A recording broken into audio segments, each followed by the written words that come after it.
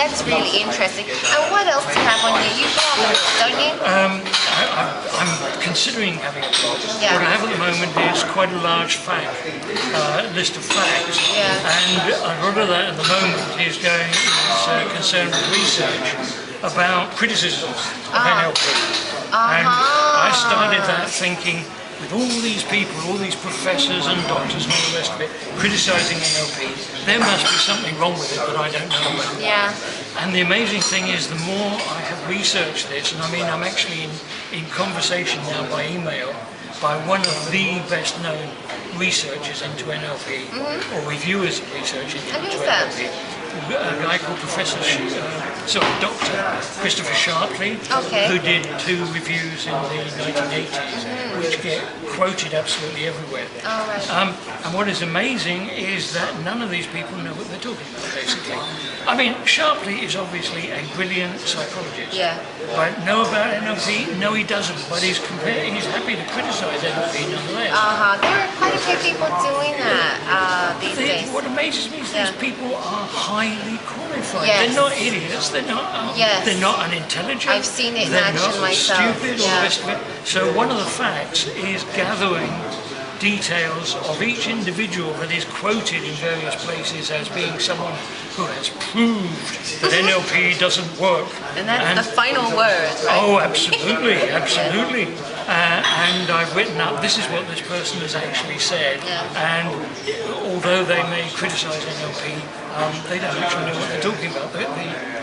The actual best illustration is a guy who claims to be a sociologist of religion at a British university. And he's certainly written that NLP is somehow related to Scientology, but it's also not a religion, but it's like a religion, and it's like Eastern religions, and all the rest of it. And it turns out this guy has taken someone else's article, cut some of it that is detail about how much it costs. He has made some very, very minor changes in other places and just put it into his book. No, it's not anybody we know, is it? It's not, and I don't think he deserves to be known. But I mean, this guy is a university lecturer, and he's doing this, as far as I know, this sort of thing. He's not saying where he got this information from. That amounts, I think, in academic circles to plagiarism. There we are. And, you know, these people say, oh, look, well, he says it's a religion, so it must be true. Yeah, there's a lot of conflicting ideas about what NLP is and what NLP isn't. What kind of advice can you give to new NLPers who are getting a bit distracted by things perhaps going on different forums? No forums in particular, but different things that are being said by different NLPers who may or may not be having success in the field of NLP. How could you guide new NLPers straight? Can I have advice? Yes, you can. Right. Yes. I would say that overall, the forum called NLP Connections has the best record. Yes. When people come on there and they start spreading nonsense, that is the place where they get put very firmly in their place. And I would say most of the stuff on NLP Connections is pretty reliable. So big shout out to Chris Morris. Yep.